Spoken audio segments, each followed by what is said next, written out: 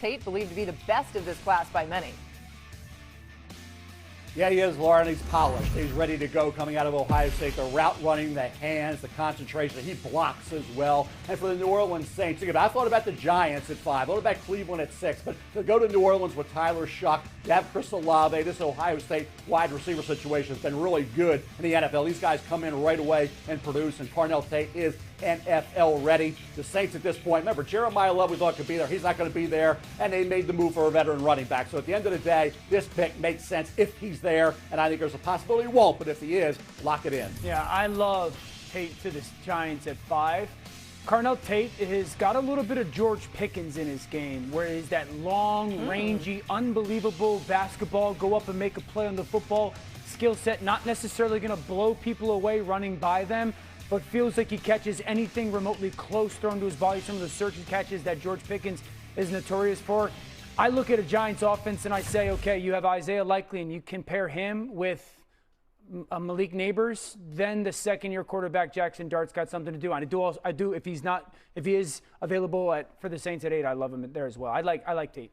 Mel, in the later part of the first round, you have Mekhi Lemon go into the Browns. How does he fit there? This is contingent, Laura, upon the Jets. If the Jets don't take Ty Simpson, and Adam suggested maybe they won't, then Mekhi Lemon could go there. If he gets past there, and I'm Cleveland, I'm trading up. I got to get Shedeur Sanders, a guy who can catch the ball. Shedeur showed excellent promise this year, a quarterback for the Browns. Mekhi Lemon can catch the ball, something Browns receivers had a tough time doing at times this year, right? So he's also an outstanding return man. We'll set him up in good field position as well. This kid plays fierce. If he gets in that middle area of the first round, and I'm the Cleveland Browns, I'm going to be aggressive and go up and get Mekhi Lemon. Yeah, this would be the receiver that I would take first, probably, if I was an NFL football team. He's Amon-Ra St. Brown. Unbelievably physically tough, strong hands, catches everything with his hands. He can go deep and make plays on the football. He's a very good route runner. I can get him touches down in the red zone. He's got a great understanding for change of pace and space. This is a situation I don't think you'll overthink this player. His tape is phenomenal. I don't care what he tested at. He's a great football player. You take him. By the way, just those highlights alone, I mean, come on. And there's so many more like that. We've turned into Mekhi Lemon fans on this show, but it makes sense. Okay, the final receiver in this mock, Mel has the Patriots taking KC Concepcion. I love this. I mean, Mel, we've talked about A.J. Brown getting traded there, but maybe they go this route in the draft, and that helps in a big way. Laura, explosive is how you describe KC Concepcion. The minute he stepped on the field at NC State for the Wolfpack, he was a big-time player. Then he ends up at Texas A&M. You see the ability after the catch, dynamic. Also a tremendous punt returner. Drake May will love to have a KC Concepcion added to that New England Patriot offense. Yeah, the only question I have, Mel, with Concepcion, and I was talking with Field Yates a little bit about this, is just not that big frame. For a first-round receiver, I'd like a little bit more of a frame. In New England, I know there's Kayshon Boutte. Does he fill that, Stephon Diggs role, even though they've signed Romeo Doubs? So I like the player, really good, explosive player. But the frame thing, I think, has got to be at least something that is talked about for him in New England. And as you may have noticed so far in this show, we're also big Kenyon Sadiq fans. Mel, you have another pass catcher in the first round of your mock going to the Bucs. Why tight end Kenyon Sadiq here? People say, well, hey, K-Dot's back. Kenyon Sadiq, I would just say, when I said KC Concepcion explosive, I would say Kenyon Sadiq weapon, okay? He's the kind of guy, matchup nightmare. You can move him around, in line, H-back, all over the place. This kid is a big-time athlete. He keeps developing as a football player. His knowledge of the game wowed people over. They were amazed. And I think when you look at Kenyon Sadiq, he's ready to go despite his age. Not the big factor, but Ferguson was there, remember, at Oregon a couple years ago. He's with the Rams now. Kenyon Sadiq is rising up draft boards. And we've got a ways to go until we get to April 20th. Kenyon Sadiq, I think, deserves to be and will be in the top 15 of this draft. Yeah, and of course, you got to think about the 2026. That was an interesting way to say that. Season without Mike Evans. Okay, it's going to be the first time since 2013 that they haven't had him there. Young wideouts Emeka Egbuka, Jalen McMillan, they're expected to take bigger roles within this Bucs offense, while the team will also lean on veterans Chris Godwin, Cade Otton, as we just heard Mel mentioning, as well as running back Bucky Irvin. Dan, what do you think of Sadiq for the Bucs? I like him. I like him for Tampa. You pair him with K. Dot and Zach Robinson, who's their new offensive coordinator, who comes from Atlanta, just had experience with Kyle Pitts. The only thing I would say, Mel, is where does the pass rush come back for Tampa? That's an area that Tampa has been searching for. It's something that Todd Bowles is notorious with. They had to pressure so much more last year, and they were inconsistent in it. As much as I love the player, I question for Tampa, is that player more impactful than trying to find that pass rush help to try to get this defense under Todd Bowles back to what it used to be a couple years ago? Yeah, so Mel, are there edge rushers in that range for the Bucs that you could see him taking? Dan Laura, it would be Reuben Bain Jr. if he gets down into this mix. And he could, because there's some teams that think he's a late first rounder, not a early to mid. So there's wide range of opinion. Very polarizing is Reuben Bain Jr. because of the arm length and the speed and the concern he's just a great college player, will run into some resistance in the NFL. If he's around, I will also say for the Bucs, Muhammad comes in from Detroit. 11 sacks last year opposite Hutchinson. So Muhammad comes in.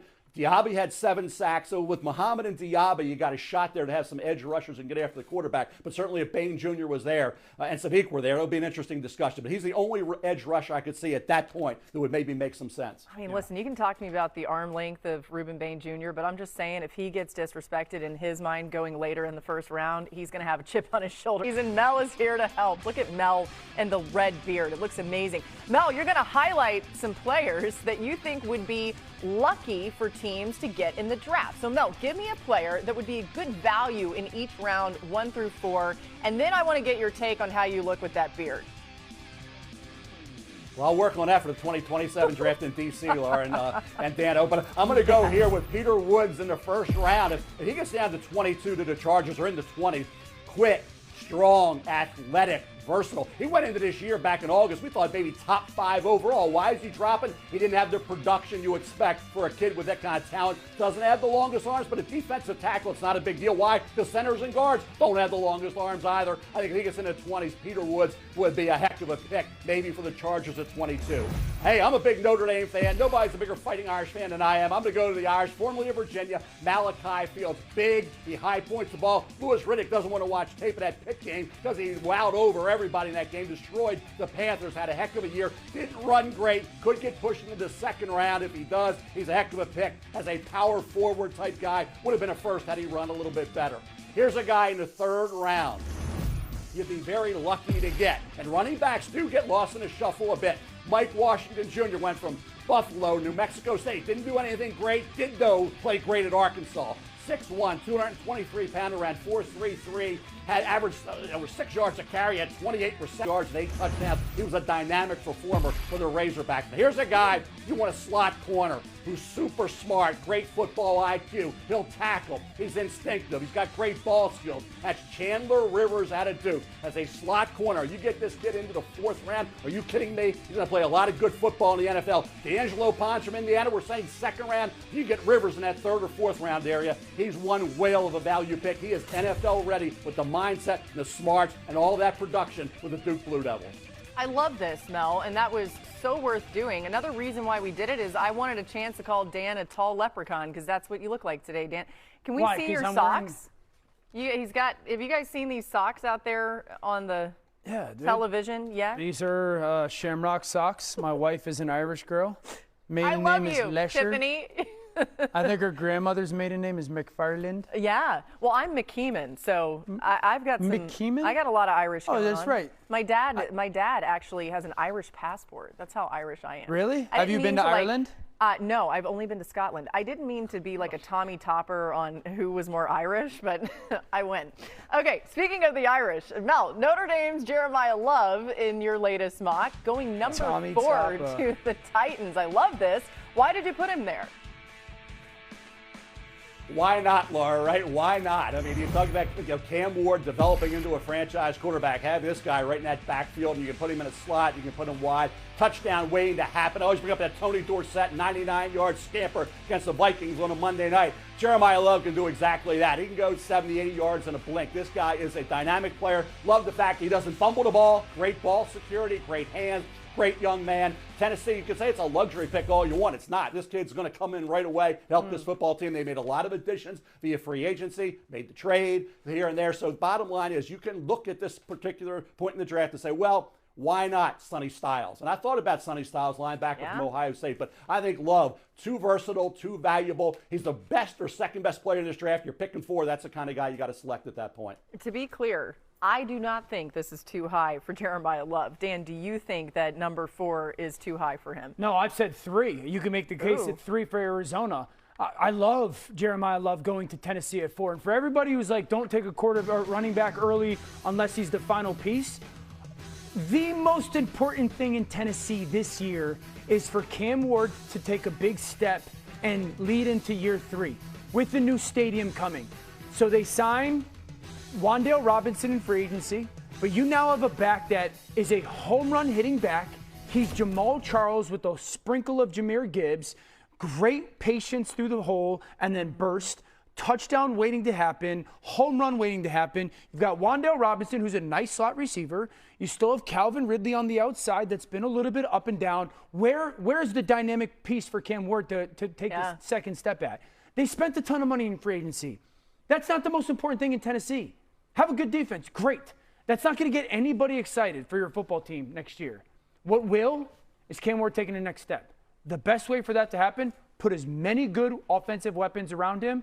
There's no question about it. If he's available at 4, you justify taking him. This just hit me as you're saying this. It almost reminds me of Jacksonville taking Travis Hunter last year. Like that sort of got the excitement going. I realize different player, but you think about like what excites a fan base too. I get you're making word about Cam Ward, but yeah, right. Like we got this. Get a playmaker. Travis Hunter may not have been the reason why they had the season that they had, but still, like it shows how invested they are. Adam, what are you hearing about where Love could land? Look, Jeremiah Love's going to be a top pick. I personally think when you talk to people around the league, 4 to Tennessee might be a little high, especially when you consider the pass rushers in this draft. The strength of this draft seems to be some of these top pass rushers. Arvell Reese, Bailey, some of the guys out there, Ruben Bainmel was talking about. And this is a defensive-minded head coach in Robert Saleh.